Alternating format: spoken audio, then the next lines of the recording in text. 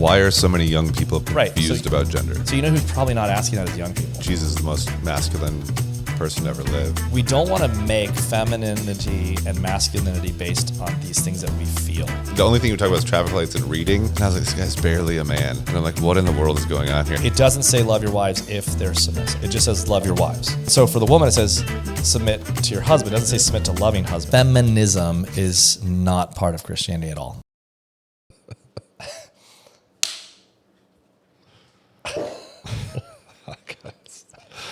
I gotta lock in here. We started. All right. No, ready. Now we're starting. No, we should.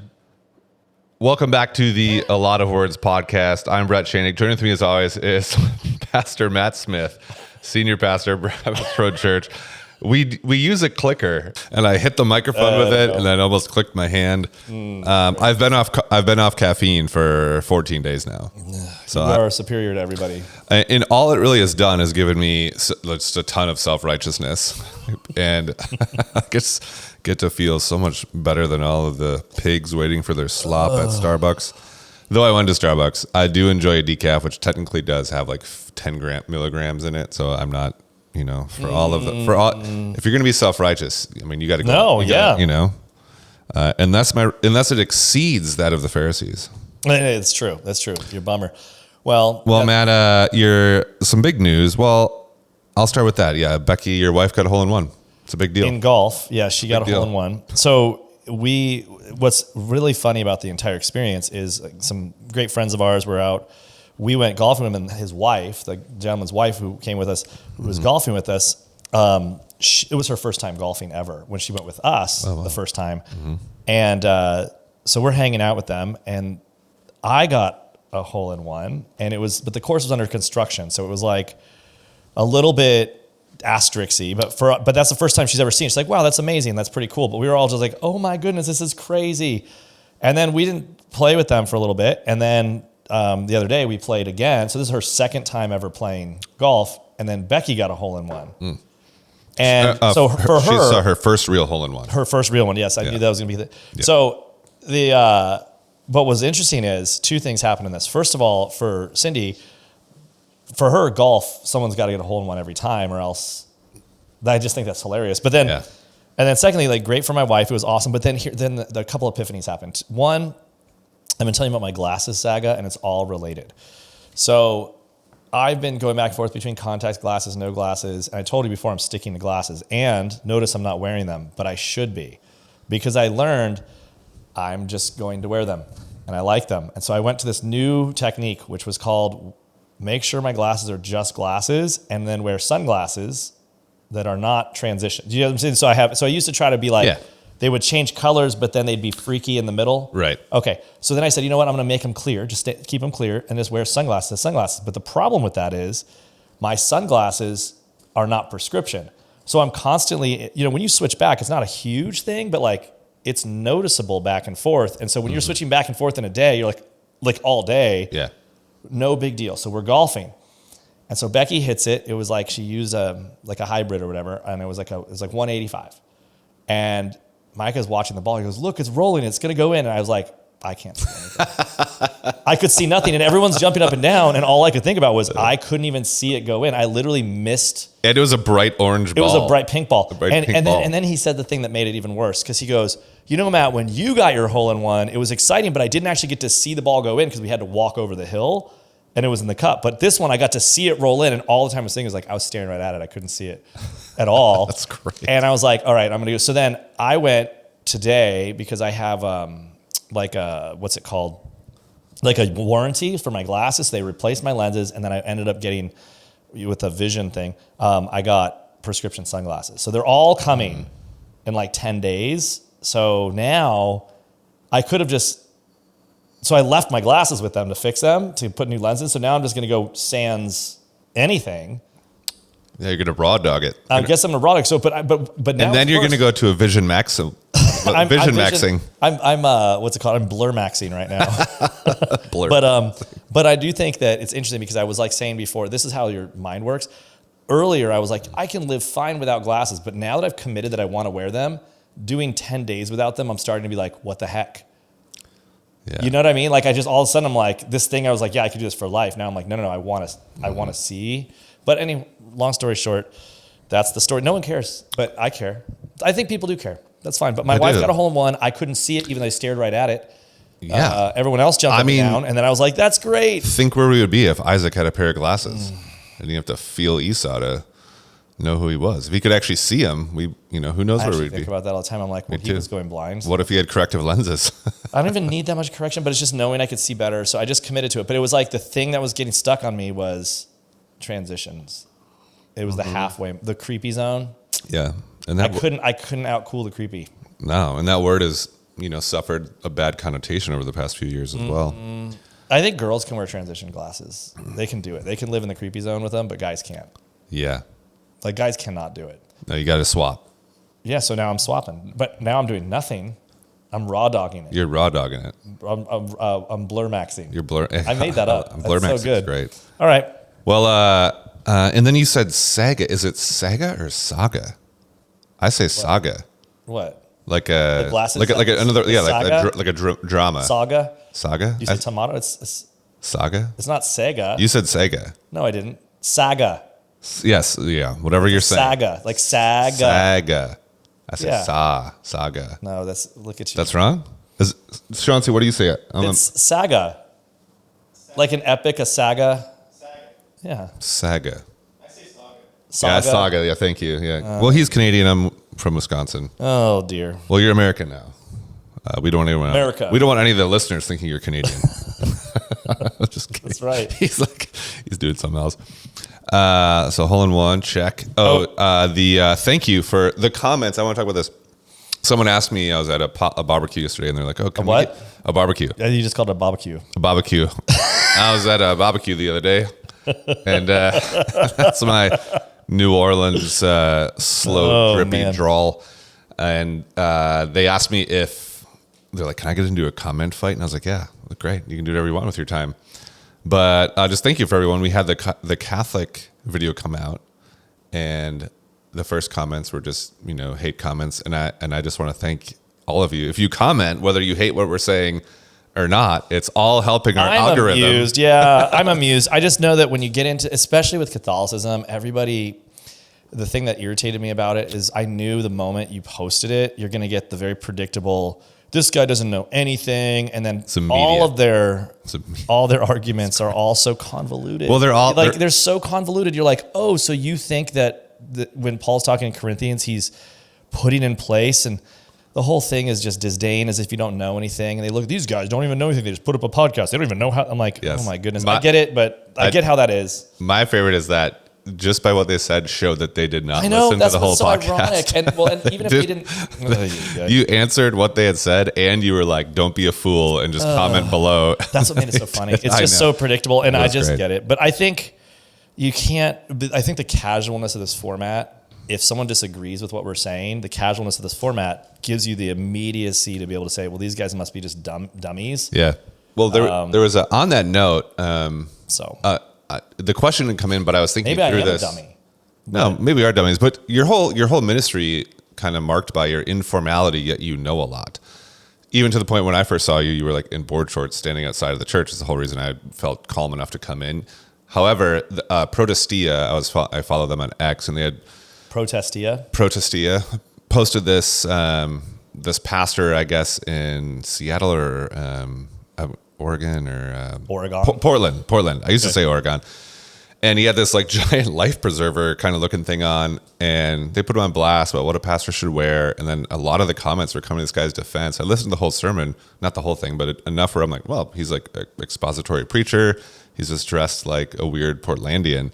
And a lot of the comments were defending him. And like, you don't understand, like, this is beneath you. Why would you write about this? Obviously, he's trying to get clicks. Was he the guy, by the way, with the big... Huge vest. The vest. Yeah. I saw that. That was so oversized, It was crazy. It was what's the word? Distractingly. Yes. Well, I guess that was the point. I was like, in my mind, I don't care what the pastor's wearing, in that I don't care what my waiter's wearing as long as he's bringing me the steak.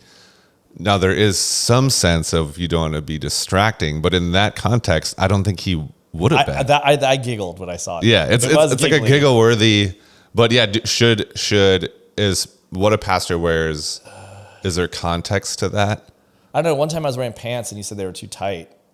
Matt, these pants. No, it's just the problem is, look, men aren't like when they're whatever. I didn't buy tight pants. I just gained weight. It was they were tight. Your profile was not. This guy's really excited to be preaching right now. I've gone from 160 pounds up to 220 pounds and everything in between. And so on any given day, my suit could not fit. No, you've been locked in lately. Yeah, whatever. I think they're not over the top. They're not distracting. Well, I guess the point though is with distraction, I think that people's opinions on a lot of things are stupid because every time we say should and ought about how a pastor should dress, like there's like common sense things, but how do you enforce it? Right. I think that the consequence of the fact that everyone's talking about how he's dressed, and I remembered his outfit and didn't listen to a word he said, might indicate that, hey, this is a little over the top. Mm-hmm. I think they had one too back in the day where like Stephen Furtick had some big orange sweater that was like so oversized. And you got to think to yourself, high fashion is meant to be deconstructive. And so it's trying to the whole point is to like deconstruct norms. And so if you're deconstructing norms in your style all the time, the statement of what you wear, if it's louder than the statement you're making about the word of God, maybe that might be a problem. But on the flip side, there's people that have like the entire like King James only type churches where they're like, if your hair is this long or if you don't wear this. So anytime it kind of reminds me of the debate about guns in America, because the left, for example, is so egregiously dishonest that they just want to get rid of guns that like on the right, anything they say, they're like, nope, can't do it, won't do it. Same thing happened with the abortion stuff. Like the pro-abortion people thought that any restriction on it, so they'll defend everything. I think it's the same way when it comes to liberty sometimes. The moment you put in place the slightest restriction, people are waiting to like measure and do that. So I tend to be more with you don't want to define it. You don't want to draw lines. You got to like, everyone serves the Lord. He's going to serve the Lord. Good for him. Probably a bad choice. It's not a sin. Was it wise? It's up to him. He's welcome to do it. You know what I mean? I think just the categorically, but once you start weighing in on how you ought to do it, people have so many opinions about, and everybody has stupid opinions because everybody's choices. Like if you ever sit there in like Disneyland and you think to yourself, that person got up and looked in the mirror and like, this is the outfit I want to wear today in public and went out. And you look around and some people are like, so like airplanes, flying on airplanes. Like they're wearing like sweatsuits and stuff. Like you could debate it all. So other people are dressed real nice, or they're wearing clothes that aren't fitting, but you know that if they sucked in just right, it probably fit. So when they tried it on, they were like sucking in just right with the right mirror and it fit, but it's not fitting when they're just like moving around. Before breakfast, it fit great. And that's part of life too. And you realize like we're all living it, we're all in it, and we make the choice. But I think that sometimes, like when you look at pictures of like these guys, I just think the part that's sad is the pastors in particular, and this is what I'll say, pastors of these churches that are focused on hype and style are forced into having to like play the game, and it doesn't age well. So if you look back at the pictures of all the guys with the deep V's and the skinny jeans, it just looks pathetic because it's just you're trying so hard.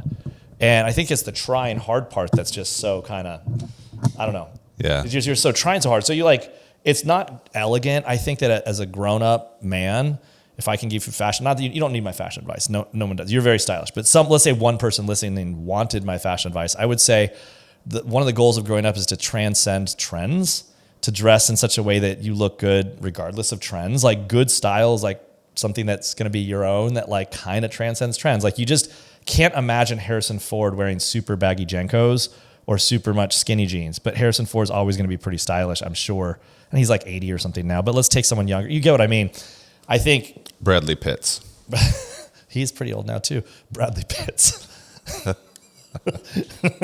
Anyways, I don't know. That was my emotion. But anyways, the people that comment on stuff, like they're going to have comments. I remember when we first started the church, someone commented to me, "Did you lose 2 pounds?" And I was like, "Yeah, that was really weird."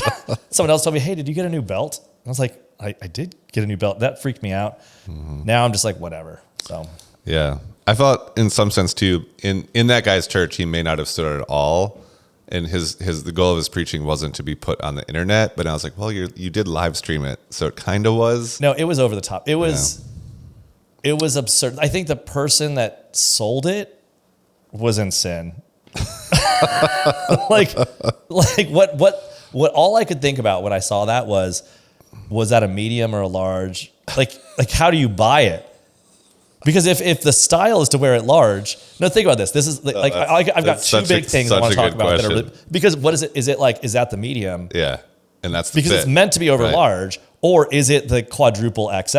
Right. I doubt it is. I think it's probably a medium. On a separate note, these are the things that. So you mentioned that in your car you think of like weird words like hoopa stank or something, but I was listening to Taylor Swift. On the radio, or not the radio, on the music box in the car. My iPod shuffle. But you talk about like turning off your mind. No one's listening. Are we still in the podcast? I got to stop myself. But let me just tell this really quick.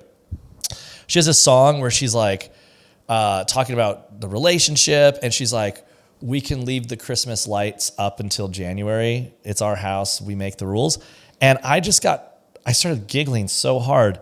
Because in the song, she's trying to say, we can leave the Christmas lights up till January. It's our house. We make the rules.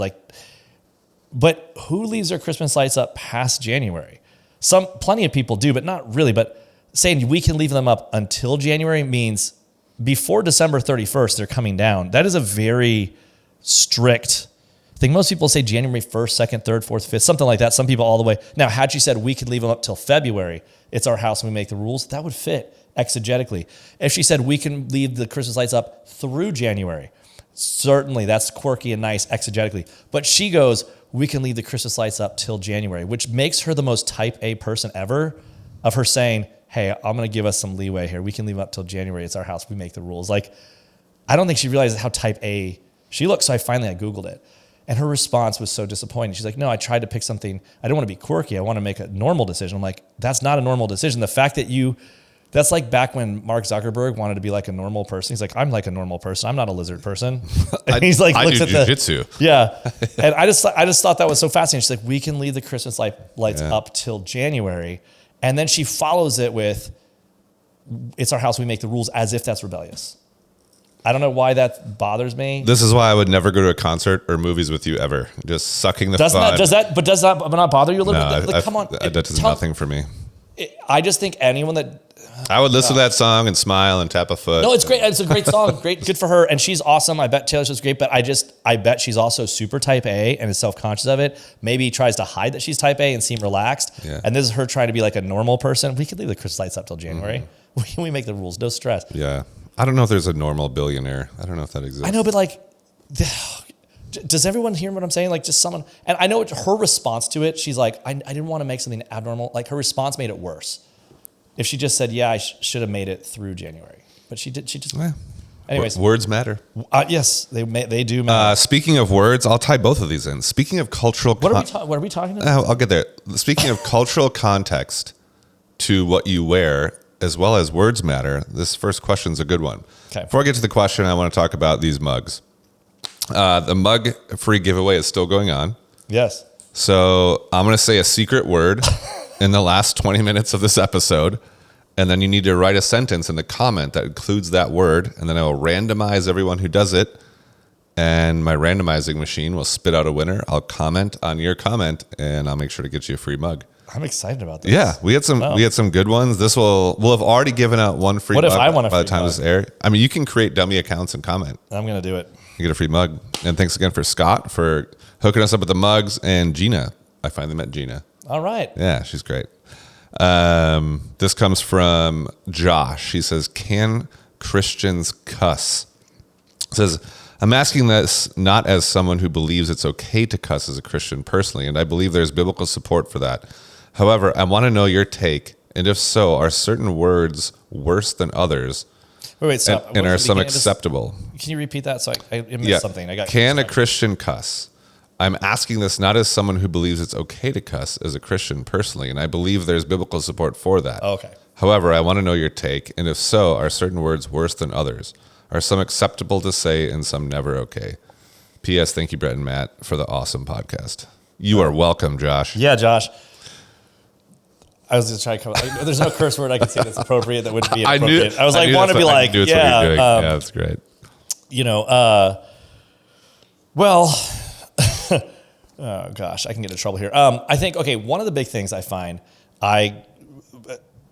cursing and the Bible isn't directly spoken about. I think the word of the profanity and the way we speak matters. I think you could say Christians should not speak in an uncouth manner. Our words matter. So the broader picture that we need to say is that as a Christian, in general, our speech needs to be something that we like are aware of. Do you know what I mean? Like, it's something that we speak in such a way that it's proper and it's good in general, across the board. So it's not just cursing. It's just, coarse jesting. Like, we shouldn't do that. What is coarse jesting? Well, it's a lot of the things that, It's rough jesting. Well, it's just saying things that are sort of demeaning and uncouth. So, but cursing generally is a profanity. We can't use the Lord's name in vain. We mentioned this before. Most things that are curse words are things that are having to do with the bathroom, having to do with sex, having to do with God. In other words, things that are like hidden, things that are private, things that are sensitive, and they're making them common. So to profane something is to make it common. So profanity is taking something that's like in some way sacred and making it common. So you shouldn't do that. But the Bible's not explicit about the details in the same way it's not explicit about all the different ways that you can commit sexual immorality.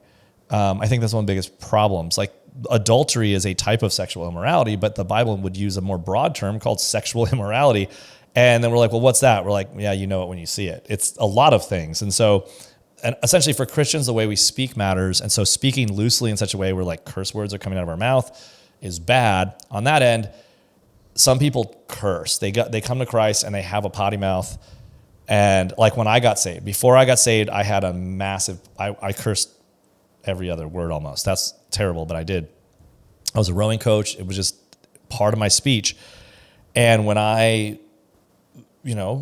the Holy Spirit filled me up and I became, wanted to follow him. And as I understood that in the word, I shouldn't be using the Lord's name in vain. I shouldn't be cursing. I stopped. And I don't think I curse really at all, ever.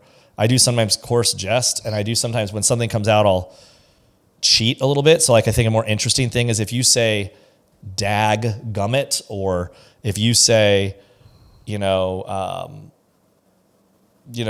God bless America. Like that's probably what I might say if I was about to say something bad. Like I'll be like, God bless America, which is still not probably appropriate, but I do want God to bless America. So, but yeah, it's not appropriate. Like you get what I'm trying to say. So I think that when we want to say something and do something, if you are convicted, and you should be a little bit, like you should probably practice some words. We did this with our kids when they would wonder what to say, because sometimes like a word might be like sucks.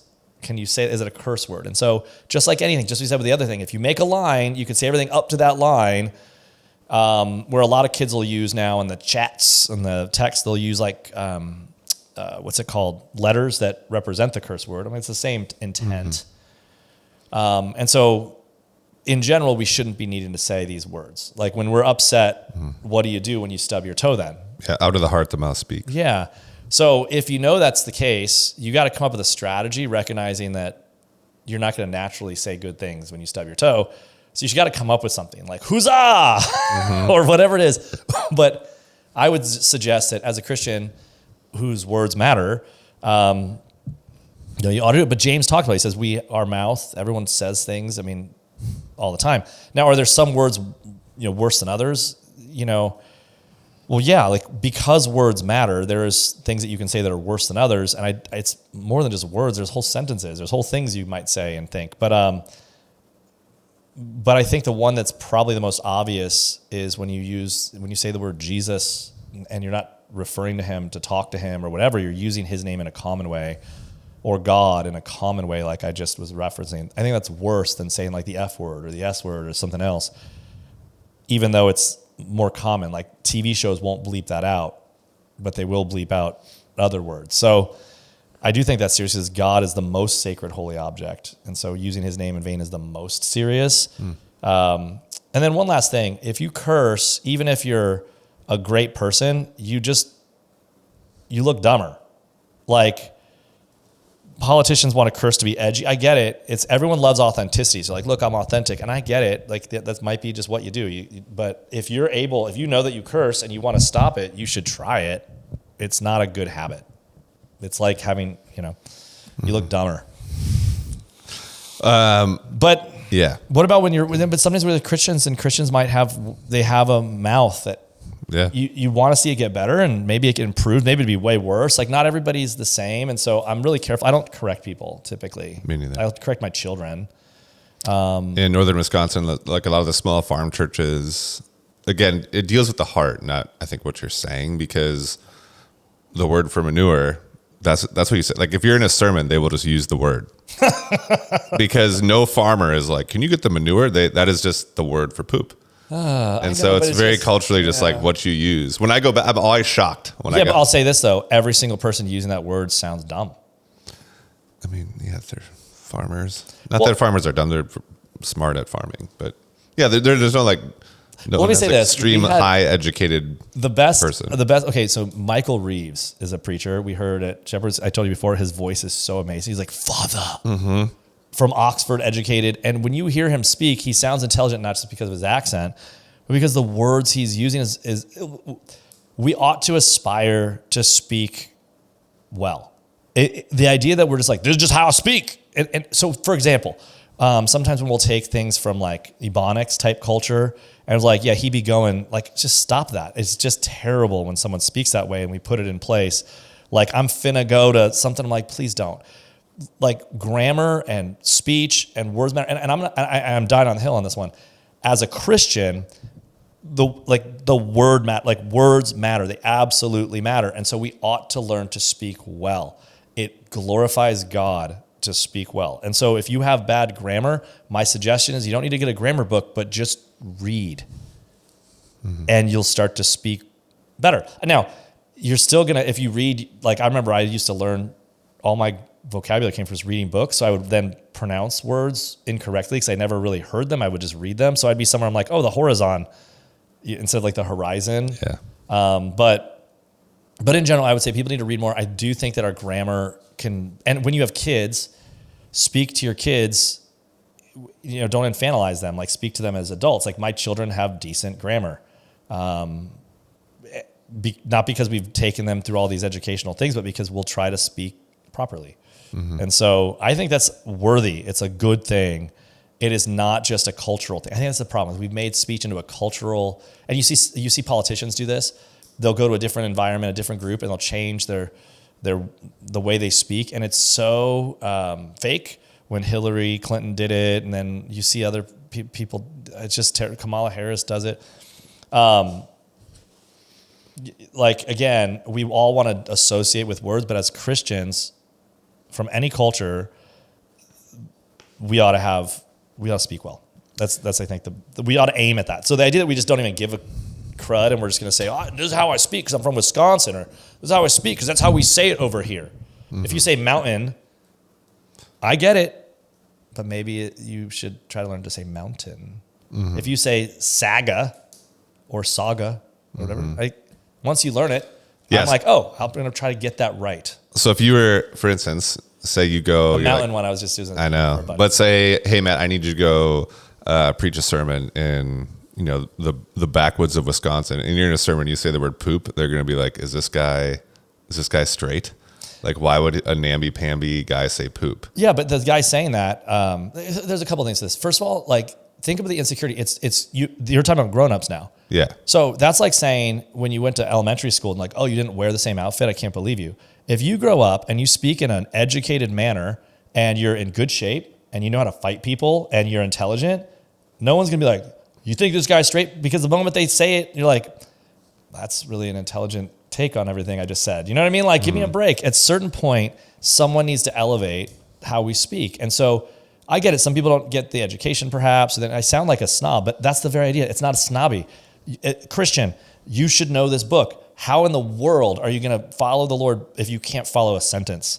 And so if you read well, you're going to have better grammar and you're going to speak well. And I don't know. I just think it's an unacceptable thing that we just say, this is just how I speak. I'm like, you have a choice in how we speak. We can learn to speak speak good, you know? Yeah. And I get it, but like, No, I like the book argument's a really good argument. Yeah. You're like, this is how we read. This is also should be how we speak. a little bit. Yeah. I mean, Yeah. that's kind of true with the cursing and all. Yeah, there's so, no like ebonics, but I mean, there probably is an ebonics book, but Yeah, exactly. So, and things do change. There's an interplay, but I just think that in general, and maybe I'm wrong. Maybe I'm an idiot, but no, that's how. that's a good argument. You know? Yeah. All right. Well, Matt's a racist. Yes, there we go. No, Is that what we're talking about today? not at all. No, we're talking about masculinity and femininity Oh dear. to the degree that I have questions around that.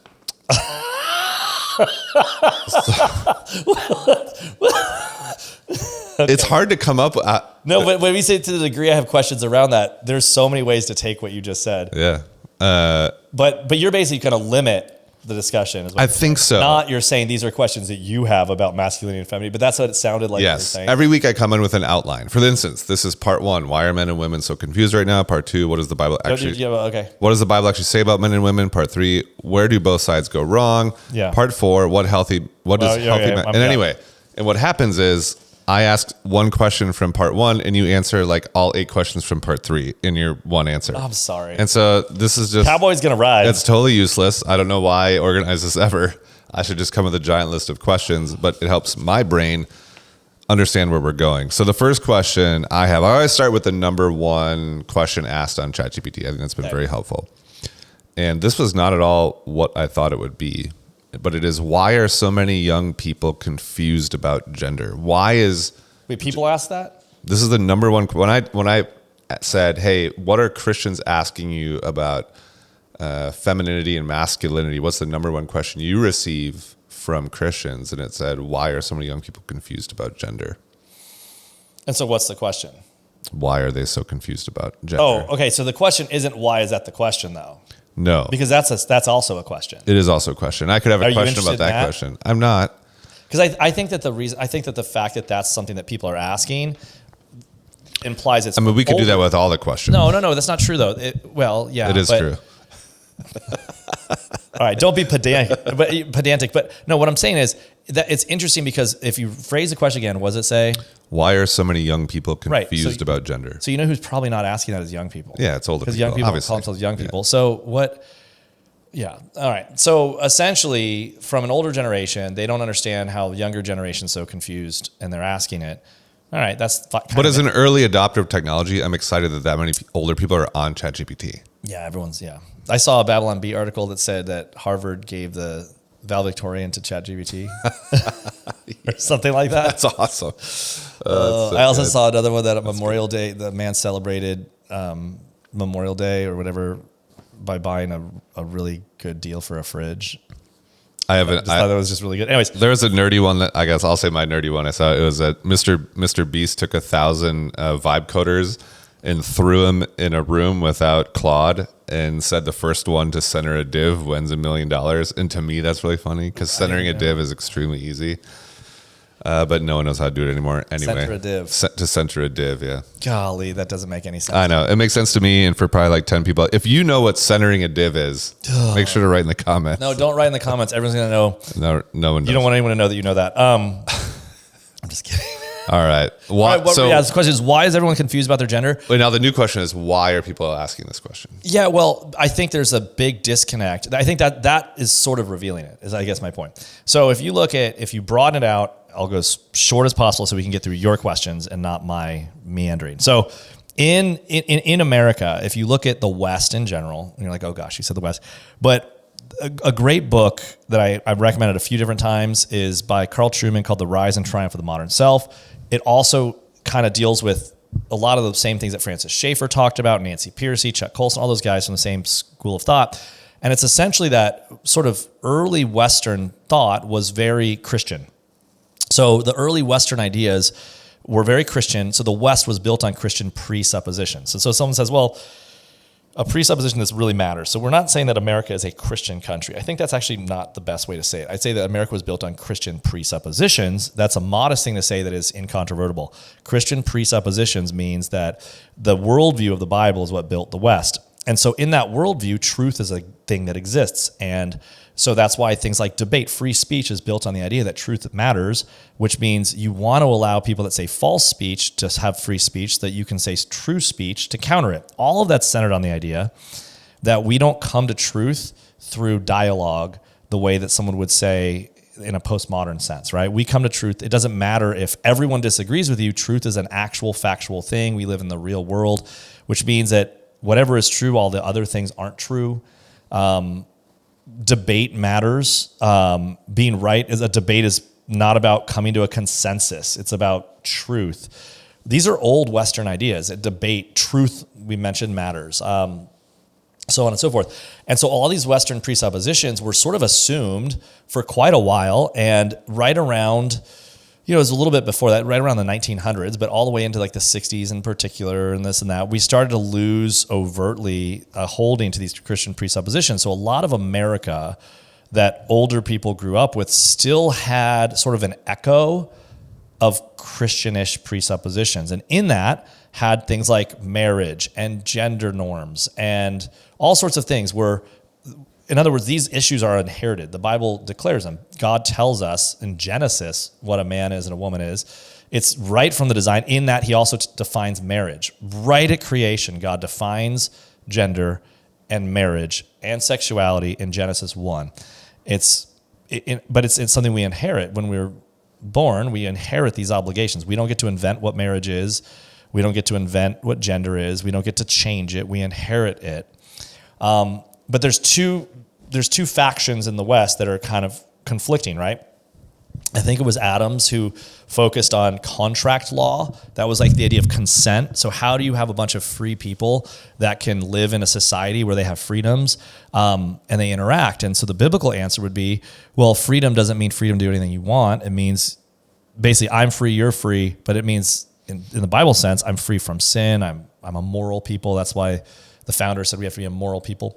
But Adams talks about consent and contract. I say all this as a background just to say that the fading Christian presuppositions that we've echoed with have been overtly overturned in the last couple decades, where the rise and triumph of the modern self that Truman talks about has just basically defined that man is no longer able to allow anything defining him. Otherwise, for example, like marriage and gender and all these things is basically the sin in the garden all over again. But culture has now embraced it by going against the West. And so when people are against the West, they're against the presuppositions of the Bible. The younger generation right now, the boomer generation, no offense to boomers, was the worst generation in passing on their faith in so many ways. The boomer generation built the most selfish picture of evangelical Christianity that we've had in the last 100 years, where the focus was that I mentioned the moral therapeutic deism. Church was about me. It was about my success and my happiness. There was great. I mean, the boomers are great at a million things. They're awesome. We love boomers. Yay. But the types of churches, the types of focus didn't pass on a robust faith. And in the meantime, I'll give you an example. When the gay marriage debate was coming out, we mentioned words. The argument was, well, civil union. I was here in San Diego when we talked about Prop 8, and Prop 8 was overturned, and everyone was against gay marriage, but there are for civil unions. But the basic Christian argument that we were getting at the time was, oh, well, why does it matter what we call them? And essentially, words don't matter. And this is kind of like the sentiment does. Love is love, and the sentiment does. And so Christians were like, we're being too harsh. Again, going back to your previous thing, words really matter. And so then they're like, okay, fine. And then gay marriage comes forth, and then all of a sudden you have the transgenderism, and now the left is saying, you better use the right pronoun or else. And so all of a sudden you realize that you weren't playing fair. Words always mattered, but they got you to give up the idea that they mattered. That was a very, if Christianity was, I'm giving you a deeper answer than you want, but I think it's helpful. The Christianity of the Bible is a content. It is truth. It is true truth. And so it's based on didactic statements, words. The boomer generation took the church and evangelicalism and made it into sentiment and feeling. So it was about, this book became how you feel about things. And this came about not because the boomers did it on purpose, but all of society moved that way into sola feels. It's how you feel about these things. So you want to feel a certain way. So all of a sudden, now that the church, the very thing that gives us authority is the word, we've replaced it with the idea that I feel this way and that way. And so now you have another group that's actually using words, and now the church's only response is, well, I feel like this and I feel like that. But what makes your feelings more authoritative than their feelings when they say, I feel like a woman, or I feel like this? You have nothing left than what you feel, and then just a vague sense of this tradition of what your parents did, but there was no ought or should behind it. It was mere preference.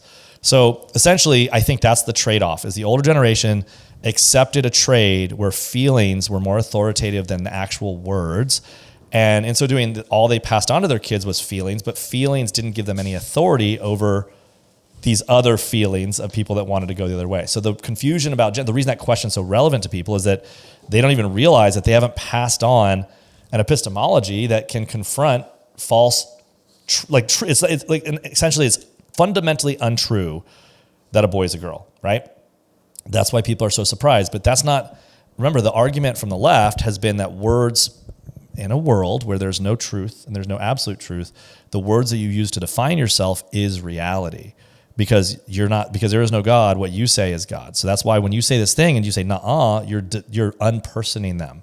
That's why Antifa or these people say your words are violent, so I can go violently against you and call it self-defense to stop you and call myself an anti-fascist. It's really twisted.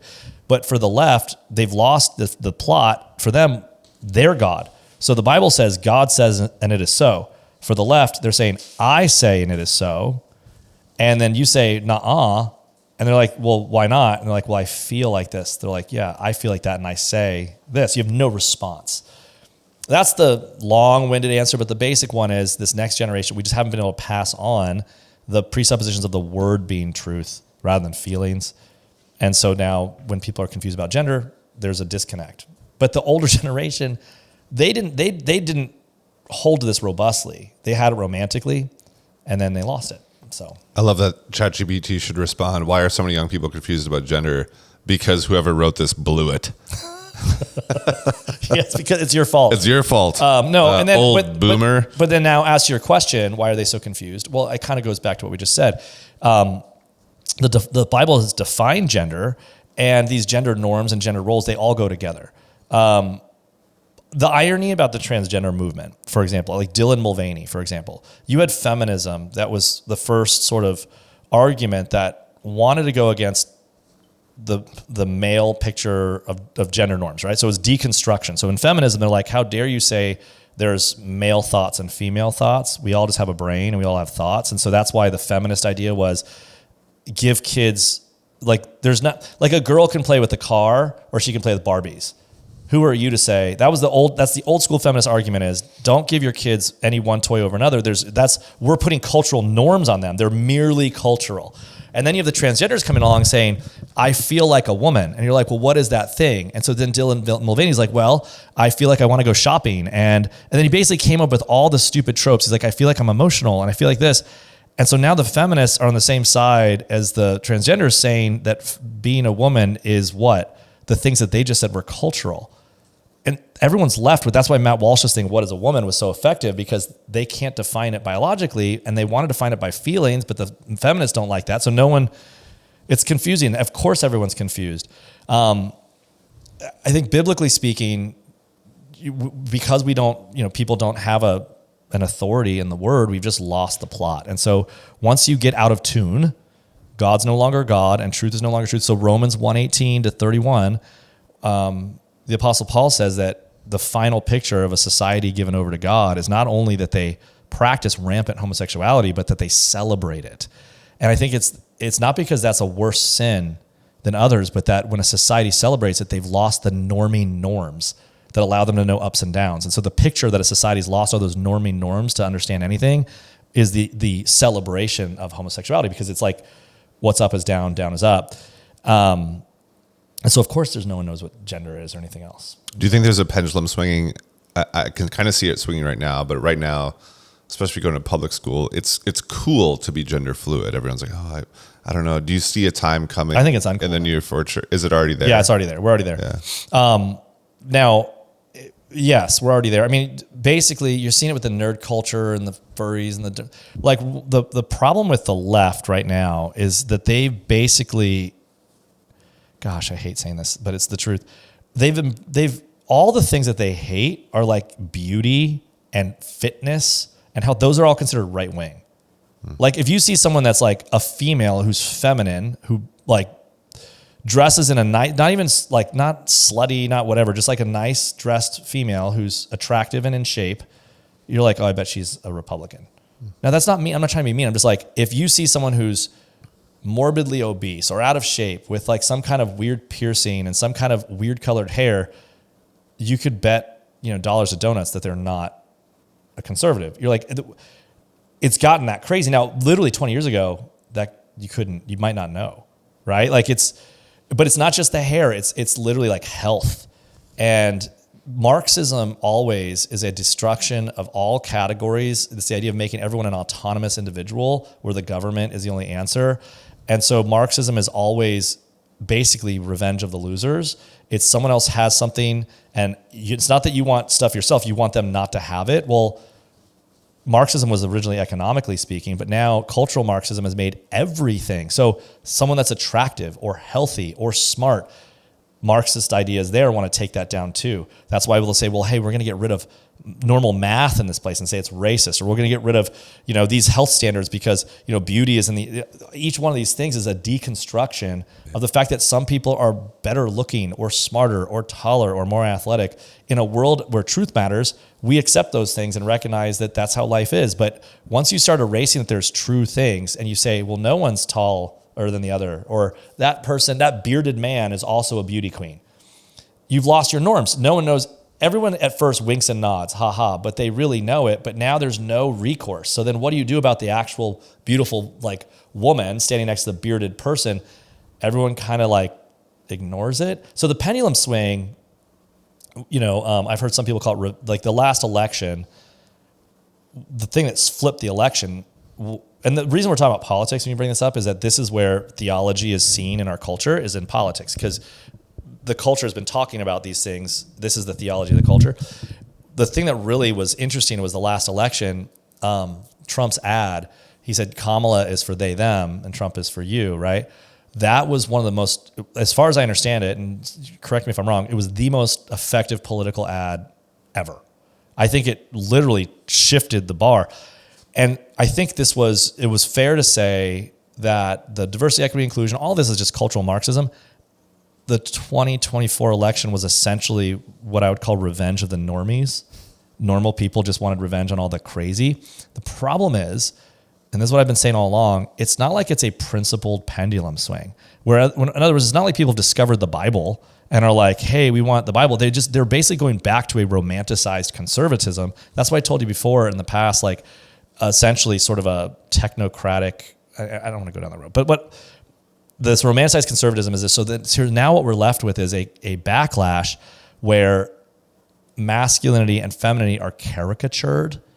And that is a response to the fluid place where there is no definition. Now the definition is being caricatured with like the Andrew Tates of the world and the people that are like, yeah, men are really supposed to demean women. And so they're taking what you would say is a normal gender role and then they're twisting it. And so again, people that don't know the Lord, the problem with all of it is that if you don't know God, everything's just preference. And so preference can switch back and forth. Well, the conservatives are like, I don't prefer bearded men as beauty queens. You're like, great, but all you're left with is a preference. It's just Pepsi versus Coke. But the Bible is not talking about gender norms as a preference. It's talking about a principle. But to believe that means that it's not just biology.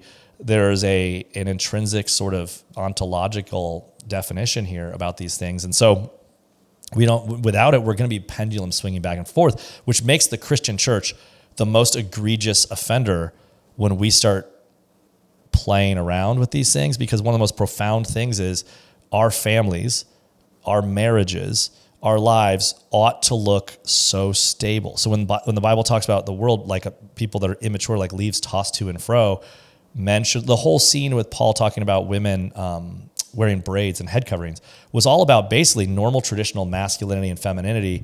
The church doesn't need to join in the fray. Men should be traditionally masculine according to the Bible. There's things that can change, and women should be feminine according to the Bible. When he talks about authority, he's basically saying women stay women. You're not trying to upend this whole thing. You know, there's going to be movements constantly that push that. Manly men, can they paint their nails black? Yeah, it's a movement, but I'm like, all right, it's not like a sin, but like what you're identifying with is bigger perhaps than you realize. Like as a Christian, being kind of normal. Can you grow your hair long as a guy? Absolutely. Fine. There's nothing wrong with that. Can you wear a skirt? No. What if you're, I don't know, what's the Scottish? I guess, okay. Kilt. Yeah, kilt. Whatever. Like, you get what I'm trying to say? Like Christians, the same with all these rules, like there should be a normalness, and that's increasingly radical. But what's disappointing, and I'm going to pass it back to you to ask questions. I went off, is listening to the podcast that a lot of Christians that I know listen to and quote. And I'm like, the fact that you find this fascinating, that these guys are being listened to, is disgusting. I mean, Nick Fuentes, Hassan Piker, like all these guys that are just they're terrible. I mean, anyways. Our old buddy Joel. Yeah. Oh gosh. Yeah, can you give us a simple? Wrote down about 8 questions inside of what you just said, but I don't know if my answer was clear. Can you start by maybe just giving your best definition of biblical masculinity and biblical femininity? Yeah, I mean, biblical masculinity would be, and biblical femininity. Okay, so men are the head. They were made first. Men are to cultivate, to go forward. So basically, a biblical masculinity is someone who's made in the image of God in such a way that they're going to work and use their gifts to serve and to sacrifice. And women have a helping role. She's a helpmeet, and so she's supposed to be a supporter, and she's supposed to love and lift up and encourage. And so those are the two. Really, you see it in marriage. So gender roles don't make a lot of sense outside of marriage, I guess. So the reason I say that is not that gender doesn't matter, but if you're single, you're typically looking for someone to wed. So we typically define our gender roles in marriage. So I think Ephesians 5 might be the easiest way to make that more, that's the word, like tangible. But in general, the Bible doesn't say a lot of the things that we would assume as masculine. Like it just defines us that God made us in his image, male and female, he made us. And then there is a sense where there's a telos, a point where you can see masculinity. There's multiple expressions of it, but in general, you see a sense of biblical masculinity being husbands, love your wives like Christ loved the church. The most masculine picture in all the Bible is Jesus Christ. Jesus, was strong. Had self-control, pursued the Lord, obviously, sacrificial. So husbands, love your wives like Christ loved the church. What does biblical masculinity look like? Jesus. What does biblical femininity look like? The church. In the sense the church is supposed to submit to Christ, wives should submit to their husbands as unto the Lord. The picture of biblical femininity is a picture of faithfulness. In the same way that Jesus entrusts himself to a faithful creator while doing good, wives are supposed to entrust themselves to a faithful creator, submitting as unto the Lord to their husbands, trusting. So femininity is a picture of absolute strength and faith in God's goodness and in submissions to their husbands. So those two things, I think, strength, sacrificial love is biblical masculinity, and courageous submission is biblical femininity. That's really helpful. Do you think it took me a long way to get to those two? Yeah, no, it's great. It's sort of super. Even asking myself, I was like, man, it's tough to define. But I think it's because it sounded like these things are actions. So almost like salvation, like you are Christian, so therefore go act that way. Is it you were born a man, therefore go act like a man? This is what a man should be. Well, and now discussing, for instance, there's people in our church, I know others that struggle with their gender identity. Is it, okay, well, you are a biological man, therefore if you pursue these things, you will eventually get the desire to pursue them. Or, for instance, like, can a man do ballet? Can a woman do UFC? Would those be things that you would tell people? Yeah, maybe not the right. Yeah. So let's get into this, because this is why I think it's good to start broad. So I think you want to define biblical masculinity in a vacuum outside of culture, but it is not it is not inappropriate that culture has something to say. In other words, the cultural expressions of masculinity and femininity, they're not absolute. They're not sacrosanct. But that's also true for things like modesty, right? So even though culture isn't everything, obviously, what culture is in one sense is the way that all of us are sort of telling a story about masculinity and femininity. And the question that's challenging for people is, how do I know when the culture is right or wrong? Well, often the culture, we live in a pagan society, so the culture is going to be twisted and wrong. So they're like, well, then how do I fix it if I don't know what's right? The argument is not to create a subculture. In other words, we're not trying to create a subculture in the church. We're supposed to be in the world, but not of the world. And so there's a lot of things that we would do. So when you talk about fashion and modesty, that's just such a helpful analogy for me, because modesty is something that is very different over time. Like certain cultures, if you see your ankles, it's a super big deal. And in our culture, if a woman's wearing a dress and if it, like how far down her thigh is like considered modest, and then going to the beach, we talked about this before. I think masculinity and femininity have cultural expressions. I think that's more where people are struck. I think that people tend to be like, men have more testosterone than women. There's when I say telos, that means that our bodies matter. So we're not just, you're not like, so if you're a Christian or if you're just a person, but as a Christian, it's easier to understand. You're not just a soul trapped in a meat sack called a body. Like you are an embodied soul, like your body matters. There's a design to it, in other words. And so men have more testosterone than women, ostensibly, although now they're struggling. Women have more estrogen. There's different ways that they operate. Those things give you traits that are common, aggression and strength, and you recover from things. A man's tensile strength is higher, grip strength ought to be better. The way they store body fat, like all these things, way they grow hair. I mean, these are normal things. I think we tend to like want to not talk about that as if it's uncouth, but biology matters because it's part of the telos of what makes us male and female. So it makes sense that if I gave my daughters, they did these experiments all the time. They'd give these girls these trucks to play with, and after like a few months, they're like tucking the trucks in and naming them. And you give the guys a bunch of Barbies, and they're like topping their heads off and murdering them with each other. So it's like if I give my daughter a stick, my daughter can still play trucks, and he can still play. Fine. My daughter Lucille wants to get big muscles like daddy. She still thinks that's a good idea. That's great. But culturally, I think as you get older, there's a desire right around puberty where girls start to be more self-conscious. You want to look pretty, and you go through these hormonal changes. And if you're around teenagers, you see it. You're not forcing that. That's not cultural. That's biological. The culture interacts with that. And I think if you think of it this way, the culture always twists it. Culture's always twisting these things. So feminine beauty becomes profane sexualizing, and we sexualize our kids way younger, right? By putting them in these dance competitions where they're dressed like harlots when they're like 10, But the original question of like, what was it again? I'm sorry. I'm just so much to say. Forgive me. There's a lot of words. Not a lot of. I was talking about, is masculinity the action based upon the ontological reality that you are a man? Yeah. Well, that's what I'm saying. It's a cultural, we think of a cultural expression. How do you culturally express your masculinity? Okay. I think that's kind of what I'm getting at. And I think the argument is recognize that the culture has two mistakes. The first mistake is to deny that masculinity is a thing and to try to subvert it. So I think that what's interesting right now is that the left is overtly doing that. They're subverting masculinity at every turn. Men are wearing makeup. They're speaking in effeminate ways. They're just dressing in effeminate ways. They're the gender fluid. That's, again, so reject that. They sit with their legs crossed. Right. But reject the overtness.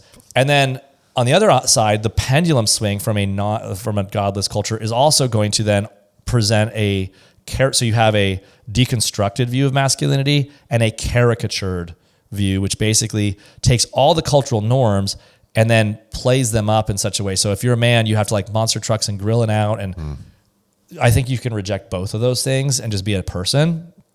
You don't have to, being masculine doesn't mean you have to like monster trucks. You can like books more than movies. You don't have to fight. You don't have to be into this, but you also will have certain things you want to do. You're allowed to like fighting. You're allowed to like monster trucks, and none of it's bad.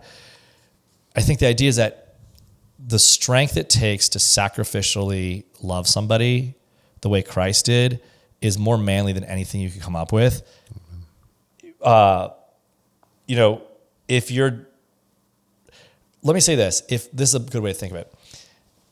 If you're so selfish that you're going to dress in a dress as a man because you just feel that way, there's no chance you're ever going to sacrificially love anybody, because you wouldn't even sacrificially love people enough to just not draw total attention to the way you feel about your gender. Does that make sense? Like the sacrificial love requires you to think about other people higher than yourself. And all of us are called to do it, but men in particular are called to do that for women and for their wives. And so chivalry and these things that grow up, there's good pictures of this. These are good cultural pictures from cultures that had this.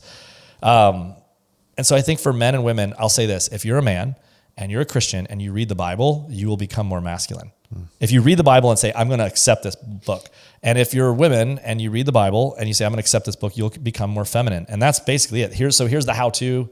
Nope. As you read this, it just transforms you. You look to Christ, you become transformed. So in the Bible, we see depictions of masculinity and femininity that God seems to think are pretty significant. So when he talks to Job at one point out of the whirlwind, he says, stand up like a man.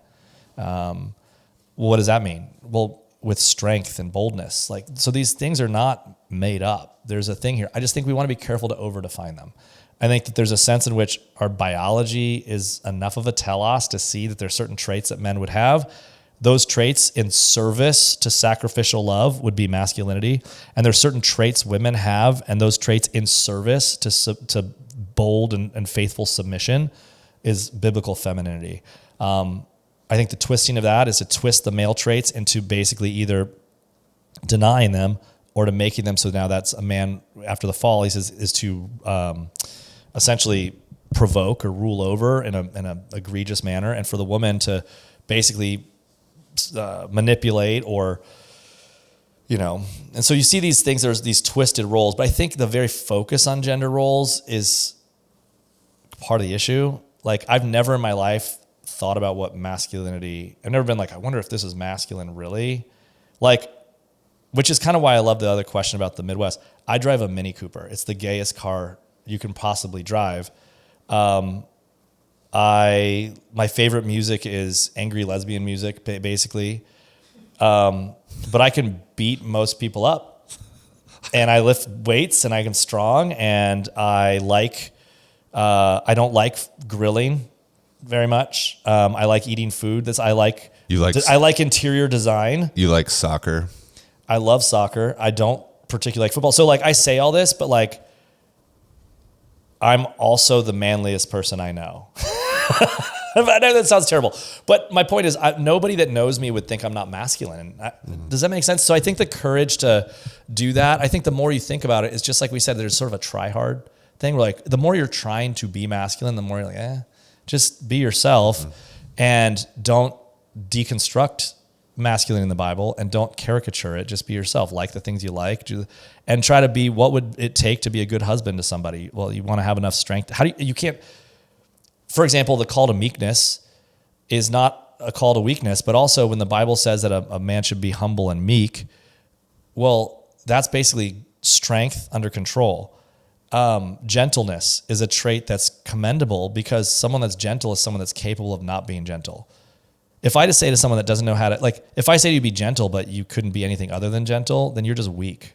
But to say be meek or gentle means you're capable of violence and strength, and then you hold that under control. Self-control means that's what I'm trying to say. Strength is a good thing. Men should want to be strong. I would say masculine strength, the Bible depicts this constantly, not in a caricature, requires us to, as men, to want to be able to sacrifice for women. I want to protect.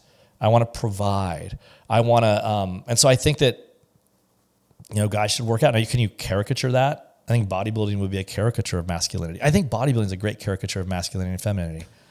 Because you have women that are getting all fake boobs and men that are getting fake thing. Everyone's basically cartoonish, essentially. But is it true that men should know how to maybe fight, maybe change a tire, maybe do some basic things? Yeah, we should do that. I think there'd be a lot of. I've been tempted to want to do the gentleman warrior thing. What's it take? We all want to learn that. I think a bunch of men dress like boys. They should dress nicer. They should be respectable. They should, it's great. But notice I'm saying should. These are there's a feeling to it. Yeah. Yeah. To your point, yeah, it is that, like I said, Jesus is the most masculine person to ever live, and it was self-sacrifice, protection, provision. A woman comes to you in your office and she says, I don't feel feminine. I desire to fight UFC. I want to work on big trucks. I'm trying to think of things. Yeah, I want to play football. What would your counsel be to her? So a girl comes in, she's like, look, I'm super into softball. She would say, like, I don't feel feminine. There's like when I look at the culture, all the things that a woman desires, I don't desire those things. Is that feminism affecting my life, or is this the way God made me? Is it more about submissiveness inside of those areas? What I'm saying. I think it's just irrelevant to. Like, that's what I'm saying. Let's do this again. That's such a good question. We don't want to make femininity and masculinity based on these things that we feel, because maybe you're a guy who like just read books all the time, but you're a man. But the culture might make you like, forget the culture for a second. Like, don't wear a dress. Like, you could be a man. You might like you might like classical music. Like, the culture is a mockery of reality. And so the feeling of masculinity is not what the Bible calls us to. The acts of, okay, but if a man is going to marry a woman, it doesn't matter if you feel lame. You still need to like provide and protect somehow the best way you can. So she's, I don't feel feminine. I'm like, do you like men? And she's like, well, I'm just uninterested in men. I'm like, okay, well then don't get married. Great. But if you're interested in men, you're like, well, there's probably a guy, like she's a tomboy. I'm like, okay, great. Mm-hmm. There's nothing like, what am I asking you? Like in the easy bake ovens, but at a certain point, feelings can change. Like, that's my point. The number one thing this is why I mentioned Truman in the beginning. That's why this is so big. The number one thing we keep saying is your feelings do not define you. So how you feel masculine or feminine, that's not a feeling. Masculinity and femininity isn't a feeling. You have a biology. That biology might match your feelings, but your feelings do not define you ever. Your biology defines you in one sense, and then these roles and how you're supposed to act defines you in the most broad sense, but you have freedom. You can like fighting. I mean, there's a gal at our church who's a professional MMA fighter. Now, you might not like women in MMA, but she's awesome and she's feminine and she can beat you up. And her husband's also a fighter. And some people might not like that, but there's Christian liberty. And if you don't like that as a girl, you don't have to go in the UFC. 2 of my daughters have blue belts in jiu-jitsu. They can beat people up. Like, I taught them to fight. So I don't know. I just think that like, you don't have to feel a certain way. The Bible's not, that's the caricature of this. The Bible doesn't tell you, like, what do you do if you feel anxiety? Is that who you are? What do you do if you feel this? And what if I feel that? We're just so caught up in wanting to define ourselves by our feelings. The Bible rejects that. You're free. The way you feel, it might be accurate. It might be a liar, but truth isn't based on feeling, period. And so that's it. And so you say, well, are you a woman? Yes. Like, how do I know I'm a woman? I'm like, do you have a vagina? She's like, yes. I'm like, great, you're a woman. Well, I just don't feel like one. I'm like, I don't care how you feel. I'm not asking, do you want to wear pants? You wear pants, like whatever. But like, don't marry a woman. Like, don't marry, there's sin. Your feelings don't define you. Like, that's it. So there can be women that might have traits that seem culturally more masculine. There's nothing sinful about that. And men that could have traits that are considered culturally more feminine. There's nothing sinful about that. It's what we're doing with those feelings that can become sinful, where we're like, I'm going to now deconstruct everybody. I'm going to go out of my way and make everyone uncomfortable. I'm going to push the envelope with how feminine I can be. So if you're a guy that maybe doesn't feel super masculine and you're a Christian, you probably shouldn't press into that. Like, you're like, hey, I don't feel like a super masculine guy. I'm like, great, but you know what you probably don't need to do is paint your nails and wear a dress. Hey, I'm a woman. I don't feel super feminine. That's fine, but you probably shouldn't do is shave your head. And does that make sense? Yeah. Like, there's things that we're doing. It's that second thing where we're expressing our feelings is the real me. That's the ultimate problem behind this, is that your feelings are not you. That's not who you are, and you're who God says you are, period. Yeah, one of my best experiences with this is I was kind of early on in my Christianity and was still trying to figure out like what masculinity is as far as the Bible is concerned. And so Trace brought a friend out here. He's this really weak, tiny little guy. His job was like watching traffic lights. He worked for the city, and I was like, oh my goodness. And he's like, the only thing we talk about is traffic lights and reading. And I was like, this guy's barely a man. And I'm like, what in the world is going on here? And I didn't want to play sports, didn't want to do anything else. And so he leaves, and I meet up with Trace the next day. I was like, what was that guy's deal? I was like, I got nothing in common with them. I'm like, he just seems so mousy. And then Trace is like, It's one of the godliest guys I know. He's like, he's adopted 6 kids. He's got 3 of his own. He works 2 jobs, dies to self, serves his wife. Wow. Like, they own a home. He drives terrible cars so that his oldest kids can actually get around. And I felt so small. Yeah. When I was like, I just met the manliest dude ever, and I just judged him because he didn't want to go play. Well, and you brought up something really interesting too about sacrificial love. If this is what masculinity is, a lot of what we consider masculine is actually not feminine, it's adolescent. So a lot of masculinity is really is delayed adulthood, right? So again, I don't want to be the guy picking on video games. I love video games, and I play video games with my children. It's not sinful to play. Anyone that picks on video games, like, just grow up. But you can be an idiot. Like, if you're playing video games and not being responsible, then you are an idiot. Like, you are a child. If you're complaining and not getting to bed, none of those things are masculine. And so, and femininity, same thing. Like, if you're like arguing constantly because you want your own way, you refuse to submit, and you're like, nah, I don't, like, again, that's not feminine. At a certain point, the temper tantrums and the childishness, I think our problem is you have a caricatured masculinity and femininity, you have a deconstructed masculinity and femininity, and you have an adolescent picture of both things where people just aren't growing up. So maturity is like what you just described. If you take the words that we came up with here, which was if biblical masculinity was, what we call it, it was sacrificial love, right? And if biblical femininity was sort of a bold or just courageous faith, courageous submission.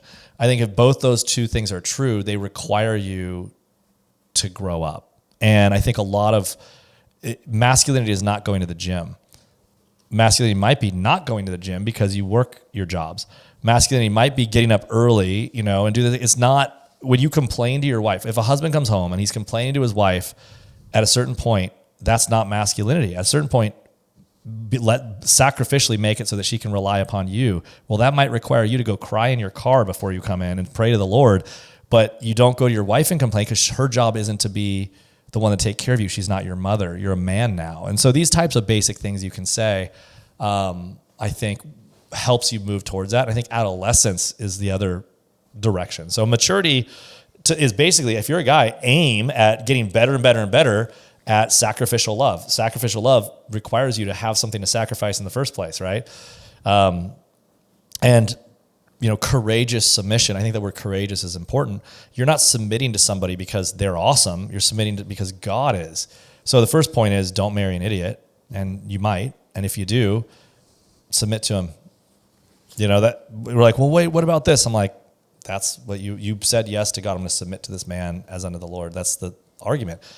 And if God exists, then this is what we ought to do. That's the best way I'd say it. Yeah. Would that be your counsel to, there's a couple questions in here, I'll kind of loop them in, but to a passive, if your husband is passive, terrible leader, kind of a bum, sits around playing video games, would the counsel be continue to submit this? Like, get in the passenger seat and enjoyed him driving the bus off the cliff. So this is a separate subject. I think this is a subject on marriage, which we're getting to. And just to sum it up, basically, in marriage, the command that where it says, husbands, love your wives like Christ loved the church, it doesn't say love your wives if they're submissive. It just says love your wives. And also in Corinthians, when Paul talks about if you marry someone who's an unbeliever. So sometimes people think they're believers or not, sometimes they're not believer, and they want to leave. You can let them leave as an unbeliever, but love them anyways if they're going to stay, which means if you're in a relationship with an unbeliever, you still sacrificially love them. And how did the church treat Christ? Well, they crucified him. They did all something. You can go on, but the basic idea here is that there's no if clause. And so for the woman, it says submit to your husband. It doesn't say submit to loving husbands. It says submit to your husband. So in other words, when you read the Bible as a man, it's telling you how you're supposed to act. And it is saying how your wife is supposed to act, but it's not telling you to enforce. It doesn't say husbands, make your wives submit. And it doesn't say wives, make your husbands love you.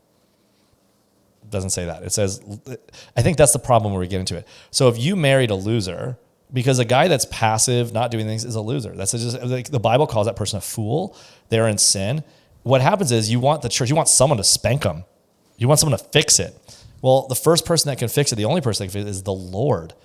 People come to me all the time. They're like, I want you to fix my husband, or I want to fix this person. And I always start with them because you want to be happy in your own role. If you can live in Christ, for Christ, in prison or in being burnt at the stake, then you can live in a crappy marriage for Christ. And so it starts with you. You can win them over. So wives, if your husband is a loser, where's your happiness in the Lord and the joy in submitting to that loser? And you're like, well, yeah, but what if he bankrupts us? I'm like, yep.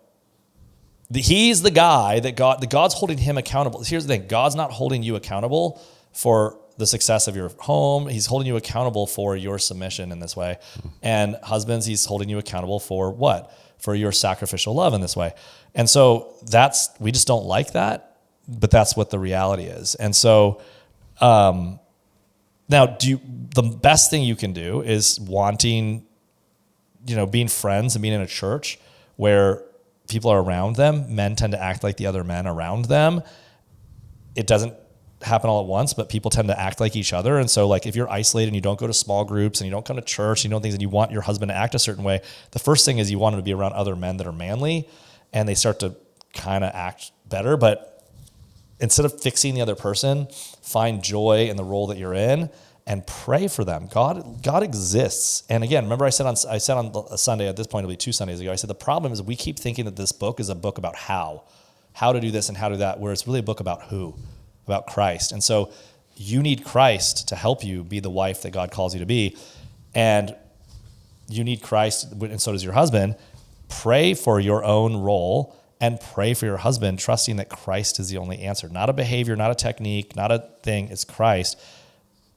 You need a miracle, and that's the answer. But God does miracles, and that can happen. But focus first on Christ, and we just don't like that, but that's the answer. The best I can give in a short time. That's good. I want to kind of use this last bit to focus on femininity a little bit more. First question on that is feminism compatible with Christianity, or has feminism destroyed the beauty of submission? Yeah, feminism is not part of Christianity at all whatsoever. It is a redefinition of the female apart from all outside influence. It's a rejection of Genesis. It's a rejection of the biblical marriage. Now, people would call something like biblical feminism, but that's like people might mean well with saying it. I think it's a poor term. They say, well, in biblical feminism. So there's things that, again, cultures they can treat women improperly. There's nothing in the Bible that says whether women should be able to drive or vote or not vote. Like people, we want to care for women. The Bible doesn't say women have to submit to men. It says wives submit to your husbands. Like there's cultures that can go overboard and, go against women. Like I would vote for a woman president if it wasn't a Democrat, right? I would work for a female CEO. And if someone says, well, the Bible says, and you shouldn't, like you're an idiot. I guarantee you that person saying that's not following the Bible well.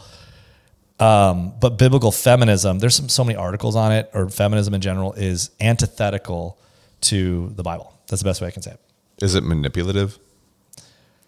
Yeah, all of these things are. All of it's manipulative. It's basically redefining women. Like think about this. Biblical feminism is telling you they're always lies. And so the lie of feminism is essentially that you're complete. What's the quote? Like women need a man like a fish needs a bicycle, right? Great. See how that works on a desert island with a bunch of women. You're dead. It's true. Like you do need men. Women need men, and men need women. And they want it. The sad part is feminism has sold the lie to so many women for so many years that what you need is your career needs to come first, which is why the sexual revolution is relying on birth control and abortion to basically free women from the idea that they need men. And so feminism only works if you can divorce all of the consequences of being female. So it just makes you an automaton so that you can do what? So you can be a worker for McKinsey so that when you're on your deathbed, you can remember that you got a promotion that day. Like it's the saddest life ever. The highest calling of these things is getting married, having kids, wonderful things. And some people can't have kids, right? That's a tragedy. But the highest calling of things is being able to do these things. There's nothing wrong with a career. It is less satisfying. No, it's satisfying to me. I'm like, cool. That might be fine when you're young, and when you get old and you're a cat lady who has nobody, and the only people you get like a card at Christmas from like corporate, enjoy your life. Like you bought the lie, and gosh, I sound mean right now, but it's the truth. The idea that women now have to think of their children as a burden rather than a blessing. See, in the Bible, the men, we say, I don't want to submit. That's terrible. I'm like, okay, but the Bible wants men to lift women up on a pedestal, to die for her, to sacrifice for her, to want her to be happy. That's biblical manhood. The biblical femininity is taking this thing that's like, that beautifies women. And here's what you get. Now the culture and the things that you've gotten now doesn't even call you a woman. It calls you a birthing people. It doesn't call you breastfeeding. It's chest feeding. Now men get to have to, like, you lost all the things. You made the wrong trade. You bought the wrong cart. You hitched your cart to the wrong thing. The only way for women to be feminine, ultimately at the end of the day, is from this. And so feminism without this is sort of like secular atheism. Like, you need to be in a Christian culture to give you the right to be secular atheist. Same way you need to be in a Christian culture to give you the luxury to pretend to be feminist. But once you get into a pagan culture, feminism doesn't even work. So, did feminism start because men failed, or is it deeper than that? Oh gosh, it's way deeper than that. Feminism has been around. We could go so deep into this. It's been around for a long, long time. It is a deconstructive Marxist idea. It's the curse though, right? Ultimately. Yeah, when we take it back to that, that's fine. I mean, the curse goes back to all these ideas because covetousness, like, remember I said Marxism is covetousness. Feminism is also sort of a covetousness. It's the idea that here's what feminism rears its head. It's the same thing when Adam, you see the alienation between men and women. I think that's the best way to say it. Feminism would just be a byproduct of that alienation. But I wouldn't say it started. I think the ism part, there's a formalistic definition of feminism. There's all different kinds and branches. But the more it's a focus on women outside of Scripture, the more it's wrong, I guess is the best way to say it. And men live in relation to women and women in relation to men, which is the image of God. He says male and female, he created them as in the image of God. In other words, that we together bear the image of God. There's different aspects that we bear. Women were created. Women are the glory of man. Man is the glory of God. Woman is the glory of man. In other words, the highest picture, and then men come from women. I mean, there's just this beautiful, beautiful picture in all this. Feminism destroys it and makes you an automaton sort of outside of these things. But in culture, feminism is a direct, basically is an attempt to take out the West because, and that's what it is. And so a lot of people have bought into it and it's pathetic and gross. And then, now they're here. Thanks, Matt. I don't know if that's articulate enough, but no, it's helpful. Yeah, I think you touched on the broad strokes. So we might need to do a 2.0, not next week, but again, there's a lot of questions I thought of in the midst of that. But yeah. Our time is up. I do want to give the secret word. It's buckaroo. The secret word is buckaroo. BUCKAROO. It's another word for cowboy. There is some. I would really want to recommend that Rise and Triumph of the Modern Self. Truman. It's really good. Nancy Pearcey has a great book called Love Thy Body. Yeah. In other words, this subject is so overwhelming. There's so much I could say. I feel like I wasn't articulate enough, but there's so much you could go read on it. It was very helpful for me. I guess one last question. The term toxic masculinity, can you define that? What is it? It's the caricature. Yeah. Okay. It's the caricature. It's like basically the two things we said. I think that's going forward. The two things that will really help everybody. The left deconstructs. The right outside of Christianity caricatures. So the cultural is either caricaturing masculinity. That's toxic. Mm-hmm.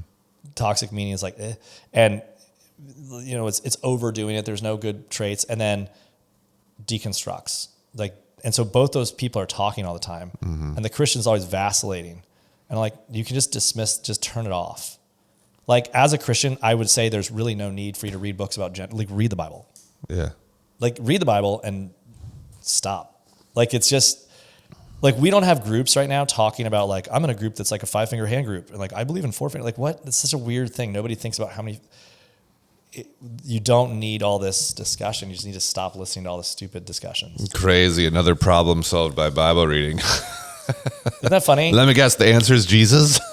Well, is it? Yeah, the manna. That's this last Sunday's sermon. I really highly recommend Barabbas.com. I just did a sermon in Deuteronomy. Now it's gonna be 2 weeks ago, but it was called "Lest They Forget," lest they turn their hearts away, or whatever. Go on the app, Barabbas.com, check it out. I think it's really helpful for this discussion because, again, that it really gets back to the basic gist of what we need to fix a lot of this stuff. And so most of this is downstream of a rejection of these truths. That's the best way I could say it. Thanks for your time, Matt. If you have questions on masculinity and femininity, these are tough things to say. Yeah. Go to the You didn't ask me if anything slaps. Go to the lot of work. Oh, I got one. Sean, so do you have time or do you have a? Okay, go. He has. I can't believe I remind you. I don't even. Well, no, he has. Sometimes he has a meeting at 3, and I want. Oh, no, perfect. I love. We have a meeting right now. The best meeting is when a meeting gets canceled. We could cancel it. No, just okay. But I'll if you let me do this, and then we'll do. Does it slap at the end? No, do slap right now. Oh, that's crazy. The Cowboy's gonna ride. If you have a question about masculinity or femininity, go to the alotofwordspodcast.com. Click on the Ask a Question button. Comment below. We love comments. Yes. Use my secret word. Matt, does it slap? I do have one for you. I wrote it down. You've trained me to this. I know. That's crazy. Reversible belts. Caveat. Only if they're premium leather. Because they sell reversible belts. I tried to buy one at Walmart. I feel like this is the most amazing thing. The idea of it slaps to the max. There's nothing more slappable than a reversible max. belt. You're slap maxing. I'm slap maxing. However, it has to be premium leather. So every time fake leather reversible belts do not slap, they offend every sensibility. Is that what you're wearing? Mm-hmm. It's disgusting. It's not fake leather. It's faux leather. No, it's got an X in it. I'm literally it's allergic French. to it. God has made me allergic to it. I can't even. So let me just say this: non-leather belts can work if it's canvas, but fake leather belts offend. They're sinful. They're gross. Burn them. They're terrible. Don't burn them. It's probably bad for the environment. But leather, genuine leather, reversible belts. I don't even know if they have them. I can't think of any. Yeah. So then. Reversible belts only slap if they're genuine leather, so I don't know if those exist. So maybe they don't slap unless they are genuine leather. If they exist, and they have slap. to be pull up leather. Yeah, it's like Sasquatch. I think that's if Sasquatch exists, he slaps. Yeah, Sasquatch. The premium leather reversible belt is the Sasquatch of belts. Yes, a premium leather reversible belt, not like fake. People lie all the time. They say premium leather, and they say no, PU leather. I'm like, yeah, PU. Oh, they're liars. All right. And then the last one is chuck wagons. What in the world? Like, were they a chuck wagon, like an old Western wagon? A wagon that, chuck wagon. How would it slap? Like, how would I even see a chuck wagon though? You've seen one before. You go to a museum. You go to like a Western show. You know what they are? You mean just the wagons? You see them in films. No, chuck wagon. I know the term like chuck wagon with a tarp over it. Yeah, the pilgrim. Oregon Trail. The pioneers is the word you're looking for. Pioneers, yeah. The pilgrims. Pioneers. I guess. I heard they're terrible. It would be a bumpy ride. Golly. Yeah. They're not fast. No. Remember that movie? You can't watch it. Don't watch this movie. You're going to be a horse. But Year One. Oh, yeah. With Jack Black. In the beginning. You can't watch it. No, my favorite part is when they get in the cart chase. That's what I'm saying. And it's like they're going 1 mile an hour. Like, whoa, this is so fast. Like, that was really funny. Yeah. Yeah, I don't think they slap. They don't slap. But there's wheels on them. Yeah. So I guess they slap. I feel like in their time, I bet they slapped hard. I don't know if they do. If you're a buckaroo and you got a chuck wagon, I mean, you're living your best life. I think if you ride in that, you're sick or you're a child or you're someone else. If you're a man and they have those, I'd want to be riding on a horse. Yeah, I'd want next to you. Yeah, with a gun, many guns. I want to be the guy with the swords and throwing knives. I don't think they had that in the Old West. Oh gosh, I want guns too. Yeah. Yeah, the Old West. I would not go in the chuck. I don't think they call it chuck wagon. Is something else. It's not. Are you sure? Yeah. That's called a chuck wagon. I think it's just called a wagon. I was just in Pioneer Town in Yucca Valley. I feel like a chuck wagon is a wagon that has food in it. I don't know. We sound super dumb. This is not a lot of smarts podcast. This is a lot of stuff podcast. This is a lot of work. We talk until someone tell us what a chuck wagon is in the comments. Yeah. That should be a bonus. I'll make this promise. I will not Google it. Or use ChatGPT. I will not Google it I will either. wait for the comments. Whoever gives the best definition of a chuck wagon is the one I will go forward with for the rest of my life. That's exactly correct. Is that a deal? Yes. Yeah. All right. Whatever definition is the best one of a chuck wagon, that's going to be mine going forward forever and ever. Yeah. I will never look it up. No. I have no reason to search that term. I was just thinking about it on the way No, here. I'm going to search our comments. That's what a chuck wagon is. This is maybe how we should just learn everything from now on. Instead of using From like the comment people. Yeah, we can call it like, whatever. A lot but of I comments. like it. A lot of comments. Yeah. All right. So that's it. I got it. So a lot of words. Buy the book. Oh, you don't even have it up here. I said, All right. We've just had it so many times. Larry needs his day in. Mere membership. I think we sold 1 copy last month. Yep. Let's sell 100 copies. Or write Is there more 100 books. people? I'm writing. I know. All right. I think all of those people bought it, which isn't true. Thank your friends. We have over 400 subs and we do not have 400 book sales. Yeah, seriously. I'm deeply offended. All right. We'll end with that.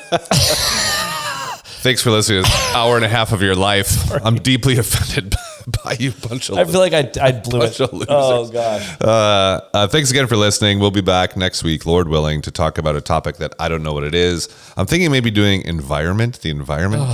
Whatever it is, it's always...